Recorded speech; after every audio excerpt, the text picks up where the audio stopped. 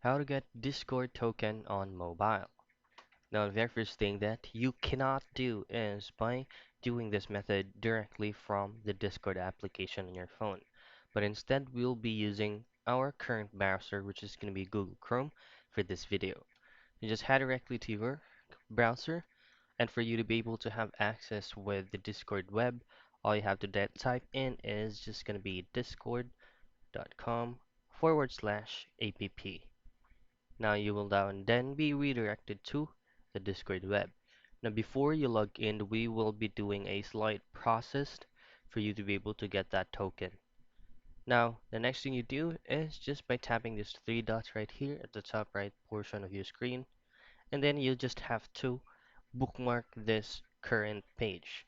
By doing that, just simply tap on the star icon right here and just go to your current bookmarks saved. In here, you just have to change the name to token, and then there is a specific JavaScript that you will be pasting it here on URL. You can go ahead and find it under Reddit or any browser that you can use for you to be able to use the URL. Now just simply paste that URL here, and then you can go ahead and access the current bookmark that you just saved. So that's it. That's how easily you can go ahead and log in or get a Discord token on mobile.